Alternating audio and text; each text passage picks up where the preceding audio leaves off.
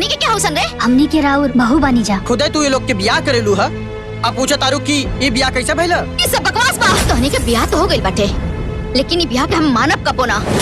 हर हर महादेव। ता आज आप सब देख रहल बानी भोजपुरी प्लस और आज के खबर बा व्रत 16 सोमवार के ट्रेलर के जोना में आप लोगन के देखे की मिली महादेव की शक्ति।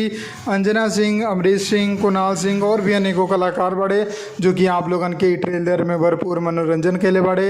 एक डायरेक्टर बाड़े जोन उनकर नाम बा दिनेश यादव जी और रापची के यूट्यूब चैनल पर ई ट्रेलर आयल बा। तो जैसन कि फिल्म के नाम बा व्रत 16 सोमवार के।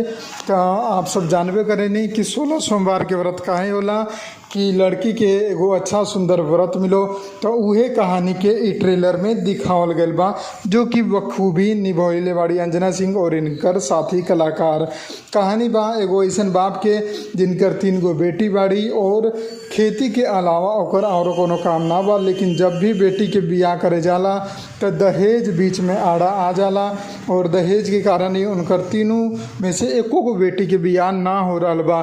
तब उ तंग आके बहुत कुछ समाज से भी सुनेला। तब उनकर बेटी सब 16 सोमवार के व्रत रखेली कि हमार बाबूजी के हमनी जौन दुख दे रहल बानी शायद महादेव ओके कम कर दे और हमनी के शादी सही घर में सही तरीका से हो जाओ। तभी कुछ ऐसा होला कि महादेव और माँ पार्वती आवेली और एगो घर में 3 गो लड़का रहेला। उनकर बामतारी के रूप लेके उनकर तीनों लड़का से यही तीनों लड़की के बियाह करा देवेली और उनकर घर में विदागरी भी हो जाला।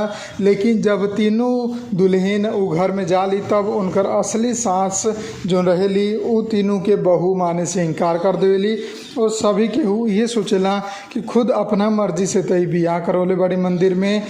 तो ई काहे ना अपना रहल बाड़ी तीनों बहू के, लेकिन उ सबके जानो कि ई सब त महादेव के कृपा बा। महादेव स्वयं आके और माँ पार्वती आके उनका रूप लेके ई तीनों के बियाह करौले बा।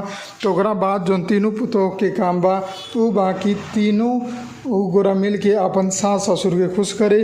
तो ससुर तो खुशे रहेला, ससुर के तो और कोनो लालच ना बा, लेकिन सास के ई दहेज के ही लालच रहेला कि तीनों बेटा के हमार बियाह हो गए और तीनों बेटा से 1 रुपये दहेज के ना आयल, तीनों पुतोह हमार घर से बाड़ी।